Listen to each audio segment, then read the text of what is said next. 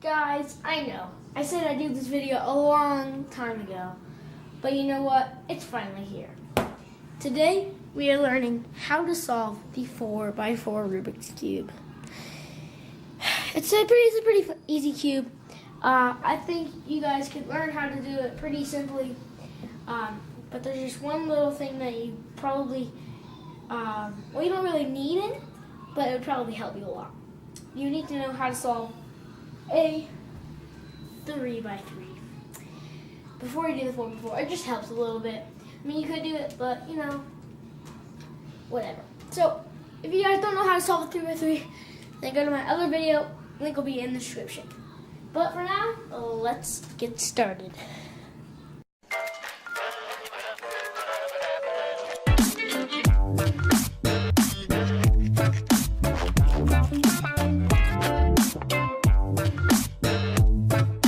When you have your 4x4 Rubik's Cube mixed up, you are ready to begin. So to start off, to solve your 4x4 Rubik's Cube, you need to make the centers. On a regular 3x3 Rubik's Cube, the centers are just like one thing and they don't move at all. And you don't have to not really make them. On the 4x4 you do though. This is a center. This whole thing is a center. So I usually start on white. I usually like to start with the logo because it just kind of stands out to me. So to start off, you want to make, you have to kind of make two pairs here like this, and you have to connect two at a time and then connect your whole entire center to make it just like that. Now I'll go how to do over this right now.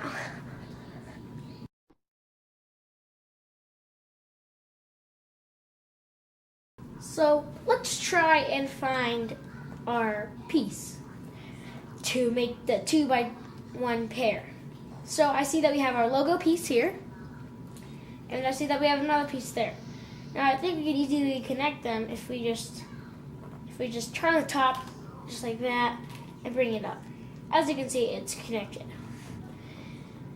Now we have one on top. Now we have to find the other. So we have one piece here and then another piece here. Now we could just turn it twice to connect it.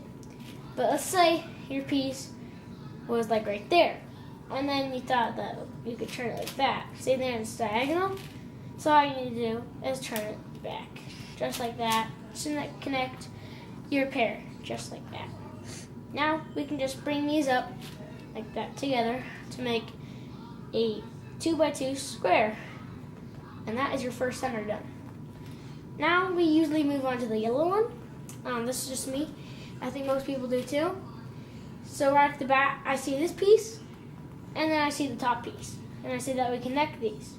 So we connect them, but look, that breaks up the bottom white pair. So what we have to do is we bring it up, and then we can turn the top out of the way. And then we can really move that back down without harming this or this. So now we can find, oh look at that, we just happen to have our little bar here. Let's say we didn't have that and the piece is like over there, okay? So just connect this, we can just bring it over, but look, that's diagonal, so we can just change the angle here, bring it over, and connect the piece together like that, not like the other way, just like that. Now, on the white one, we just brought it up, right, to match it. But look, that again, it hurts the center on the bottom. So what we have to do in this is you have to turn this so this bar is underneath this bar, just like that. Then we're going to be using this move a lot during the centers and a little bit during the kind of the edges, because you have to make the edges too. So when we have this right here, we can turn these two layers up, turn the top twice, and then bring it back down. That connects our yellow center up there, and it leaves the white center on the bottom, completely safe. Now I usually move on to my blue. That's just me. Most people, they do other colors. I like blue because it kind of helps me. Because if I think blue's in the front, then red must be to the right, and the orange must be to the left. Another thing, you have to know your color scheme to do this. On the 5x5, the centers, they're already there. This one, you have to make the centers and you have to know your color scheme all the way around. So, we have our blue square here, and we have another blue square there. So we can connect those up. This won't connect because that would be diagonal.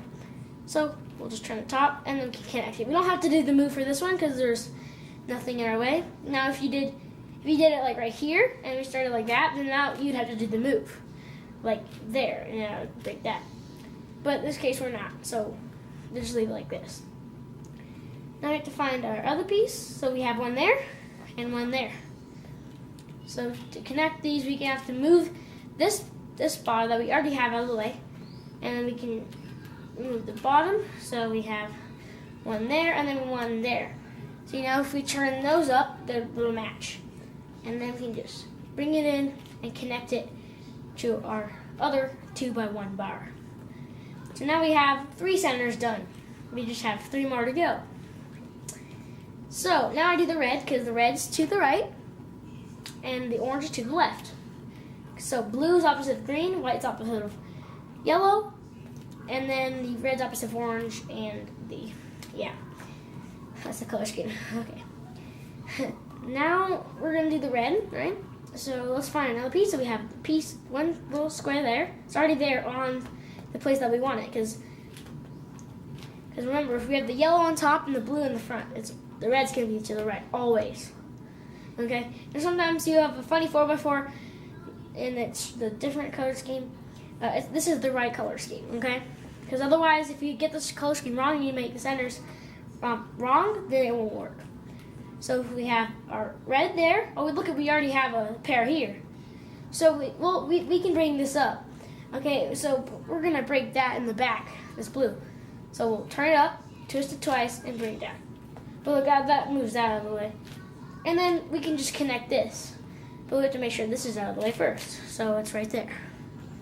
So now we can connect this, turn it, and bring it back down. Usually you turn it twice. Just this time we have to turn it once because it just works. If we turn it twice, it'd be back in the same exact spot. So we have it there. Now we'll do the same thing. We have to put this underneath this one, and then we can turn it up, turn the top twice, and bring it back down, just like that, to connect our red center. So now we have our 4 centers done. Now these are the last 2. If you solve the green or the orange one, that'll solve the whole entire thing. Okay. So now here, this is a kind of a position that you might get. It's an L. Okay. It's an L. So when you have an L, you can you turn this piece. So this orange piece needs to go right there, right? But if we turn that's right there. So let's see. This is a kind of a hard way to explain it, but So if this piece, this orange one, it needs to go right there. So if we turn that up, look at there it goes right there. Okay, but that hurts that one. So we don't want to do that. So if we turn the top, we have to do the case where we turn it up, turn the top twice, and then bring it back down. And look at that. Look what that does for us. That makes it 2x1 bar, 2x1 bar, 2x1, 2x1. So now we can just do what we usually do. Put it the orange. I'm just doing the green and orange at the same time. You can pick whatever. So we have the orange underneath the orange bar and the green underneath the green. So if we do our move, we turn these 2 layers, turn the top twice, and bring it down. Look at that. If we solve the orange or the green, it solves all the centers, just like that. And that is our centers done. If you guys have any questions or anything, then leave a comment below telling me what you need help on. So that's our first step done. Let's move on to our step 2.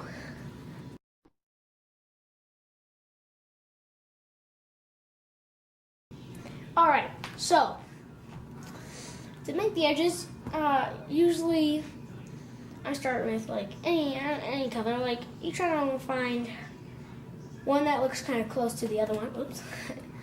So let's see. Let's just do this orange and yellow one.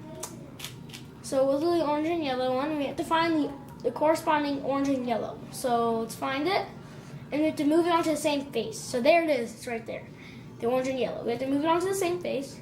Right there, now it's on the same face, but look, it's across from each other. And we want them to connect. So there's the orange and yellow and the orange and yellow right there. So it creates the edge. Just like the 3x3.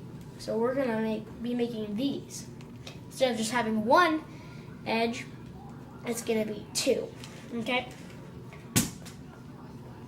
So, with this, when they're across from each other, we have to do an algorithm, okay? This is a pretty simple one. I think you can memorize it pretty fast, like I did. So it's left prime, right, up,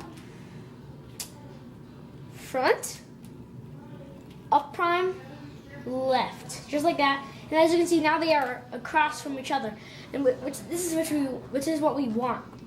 We want them to be across from each other, so we can connect them like that, right? And that's what we're gonna do. But look, if we just connected it like that, see, that would break the centers, as you can see, guys. So what we're gonna have to do is we're gonna have to connect it, and we have to move it into the top row. So like top, and then we twist it twice. So there it is, it's connected. And then we have to bring the side back down, and then we can reconnect our centers, just like that. So that makes our first little center there. Now you always have to make sure that you have a non-connected edge for the part where you connect it, and then you bring it up, right? You always have to have a unconnected edge right there, okay? Now, what I mean by unconnected is like a broken pair, right? Basically, so they're not together, if that makes sense. So yeah. Now let's try to find. Let's do this on the orange and white one. So let's find the orange and white edge. So we have one of them, and let's find the other one. It's kind of like the centers to do the two things, and they're not across from each other this time.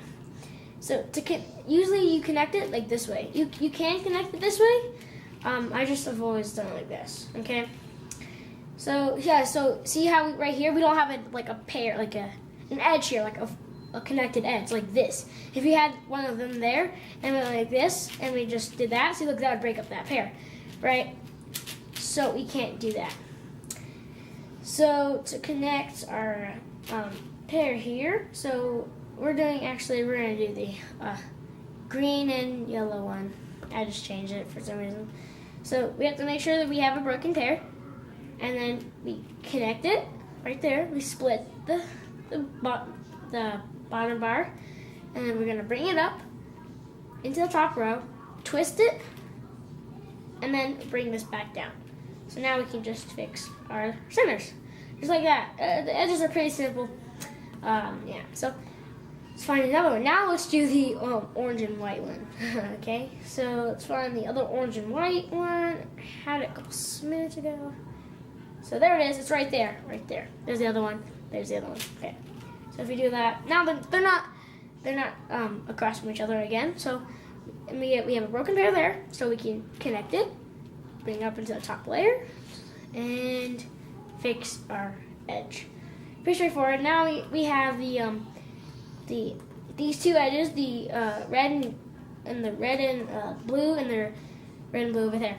So they're across from each other, so we can do our flipping algorithm. I call it the flipping algorithm. So it's left, right, up, left prime, sorry. Then we go front, up prime, and then we do left, just like that. And now that will make them see across from each other, just like that. So now we can split it. We have a broken pair, bring it up, twist it twice, bring it down, and connect. And fix our centers. I don't know why I keep saying connect. Okay, so let's find another one, and you basically just keep doing this process until you end. I'm gonna videotape this because I think it's important. Not important. I don't know what that means, whatever. So let's do the blue and white. So the blue and white is right there. They're across from each other. So we're going to do the flipping algorithm again. So it's a left prime, left prime, right, up, front, up prime, left, just like that. And now they're across. You can connect, broken pair, up, and do that. So keep doing this. There we have one here. Do the flipping algorithm. Left prime, right, up, front, up prime, left. And connect, broken pair, bring up, twist twice, bring down, connect. Just like that. Well, I keep saying connect. It's really weird. Connect the edges, not the center. I guess you can do, but you know what. So now this one. So we have this yellow and red, yellow and red. We don't have to do flipping algorithm for this, but look. So now we have this edge here, so we can just move that over. So we have broken pair again. So now we can connect our edge, bring it up, twist it twice, bring it down, and then connect.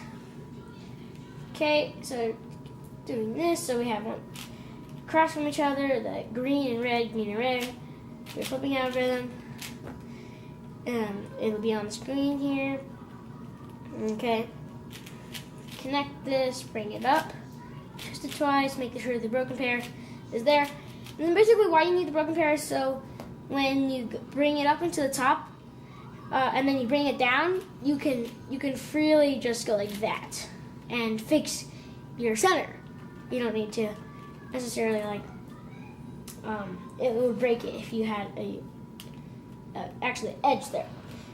Okay, so here comes the good part. So we have this pair, so we can do our flipping algorithm. Left prime, right, up, front, up prime, left. Okay, then we can split. But look, there's no broken pairs up here. So if we were to do that, and then do that, look at that, see that breaks it, like I just talked about it. So what we have to do is, usually we'll have to flip the cube over. And then there'll be pairs there. Now if there's not any broken pairs there, because I don't have any right now. Usually there is, sometimes, most of the time, but I don't have any right now. So what we're gonna have to do is, this is a parity. It's an edge parity kind of, and there's gonna be more parities as we go. There's gonna be an F2L parity and then like a very last OLL parity, PLL parity, 2 of them, and so yes, that will be tricky. So here we have this, and these are the last 2 edges here, but we also have this broken pair in the back. So we can just turn that up and make it so it's always in the right. I forgot to mention this, but you always need to have your broken pair on the right. Okay? Sometimes on the 5x5 cases, there's cases where you have to do it to the left and to the right. And then you need to have this to the left. But this isn't the 5x5. This is the 4x4. So this we can just, now we can do our thing. We can split it, bring it up, twist it twice, bring it down, and then connect it. See, there we go. Now here we go, we have a parity. Okay, sometimes we have this other parity where you're gonna have these 2 edges. So let's say that this red and white, they're across from each other, and then we have a blue and orange right here, right? On the bottom, okay? So they're across, so we have 2 edges here. Now there's a parity where you have this, where this white and red one is right down there. It's diagonal from each other, and then this one is right there. So basically, you're gonna have to do an algorithm. I'll go over that later. But in this one, because this is gonna be the step 2 of that parity, so you have to do an algorithm for this. It's pretty simple. I think you can memorize it, guys. It's probably like the first one. So it's lowercase d. Okay. So that's basically you're gonna move these 2 layers on the bottom. A regular d would just be turning this bottom layer, but a lowercase d, a lowercase one, would be turning these 2 layers, okay?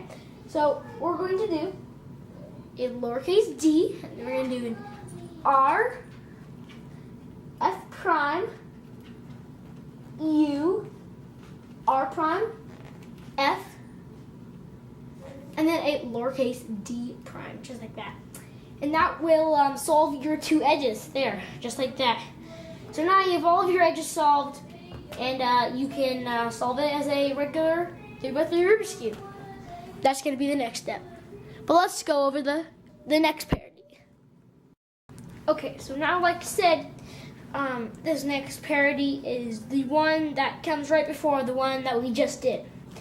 So this is the one where the edges are diagonal from each other, and these are the final two edges right here, these two. And they're diagonal from each other, like I said. So the algorithm for this, to get them so they're across from each other, and then we do have to do that D one, it's R, okay? R, U, R prime, U prime, F prime, up, U, F, just like that, okay? So that's the algorithm. So now we have to do that algorithm that we just did a couple of seconds ago. So it's D, right? Lowercase d, sorry. So it's lowercase d, right, R, F prime, U, R prime, F, and then a lowercase d. And then it will solve the edges.